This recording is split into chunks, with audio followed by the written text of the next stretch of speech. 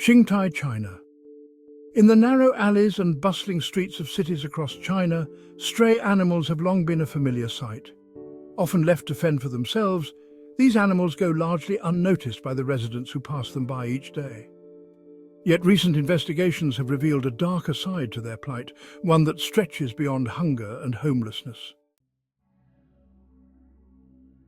Stray animals are being quietly captured, exploited for their blood, and left weakened, invisible victims in a lucrative underground industry. The disturbing reality was brought to light after an animal welfare group in Xingtai made a harrowing discovery. Following a tip-off, the group uncovered a hidden operation in the outskirts of the city where dozens of stray animals, mostly dogs and cats, were held in cramped, unsanitary cages. These animals, already malnourished and vulnerable, were repeatedly subjected to blood draws, often without any veterinary oversight. The blood collected was sold to underfunded veterinary clinics and labs in desperate need of animal blood for transfusions. Without a regulated animal blood bank, these clinics often struggle to source blood for emergency surgeries and critical care. This shortage has created a demand that unregulated sources quickly filled at the cost of the animal's health and well-being. One animal welfare worker involved in the raid described the conditions as heartbreaking and inhumane. She recalled the moment she first entered the facility, where rows of frightened animals watched silently from behind rusted bars. Many were too weak to stand, their eyes dull from exhaustion and malnutrition. We found older animals especially, some of whom had been subjected to blood draws multiple times a week, she said. They were so weak some could barely lift their heads. Lao, an old stray dog who became the symbol of this operation, had been in the facility for nearly 2 months. His blood was taken weekly and he was given barely enough food to survive. According to vets who examined him after his rescue, Lao showed signs of severe anemia and dehydration, conditions likely caused by repeated blood extraction and lack of proper aftercare. The animals here, the rescuers noted, weren't just suffering from malnutrition or illness. They had been subjected to relentless exploitation, their very lives reduced to the value of the blood that ran through their veins. While this operation has now been shut down, the case underscores a broader problem within the veterinary industry. Across many regions in China and other countries without regulated animal blood banks, there are limited options for obtaining the blood needed for transfusions and other life-saving medical procedures for animals.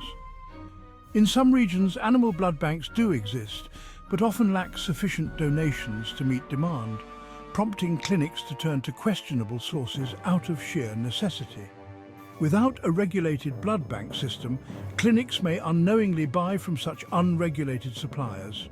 In these cases, traffickers target stray animals as a seemingly endless resource. Strays, unclaimed and nameless, become ideal targets, and the traffickers work under the assumption that no one will notice if these animals are quietly captured and exploited. The recent discovery has sparked a wave of public outrage and demands for reform. Animal welfare advocates are calling for the establishment of transparent, humane animal blood banks that rely on voluntary donations from healthy, well-cared-for animals rather than exploiting vulnerable strays.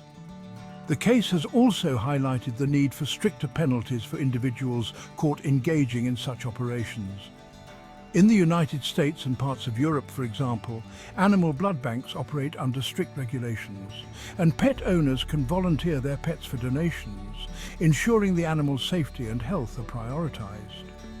Advocates in China hope to build a similar model to protect animals from exploitation and provide a reliable blood source for veterinary clinics. Petitions circulated widely on social media following the Xingtai rescue, and calls to action have reached national media outlets. Public awareness campaigns are urging people to speak out and help establish ethical, well-regulated systems that can meet the demand for animal blood without relying on exploitation.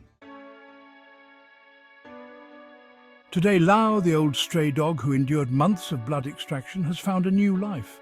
One of the rescuers from the animal welfare group adopted him, and he now spends his days resting in the sun, his fur finally regaining a healthy sheen. His story, shared widely on social media, has become a rallying point, a stark reminder of the unseen suffering faced by so many strays.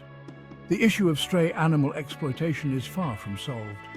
Across rural areas and urban centres, similar cases remain hidden, and animals like Lau continue to be victimised for profit.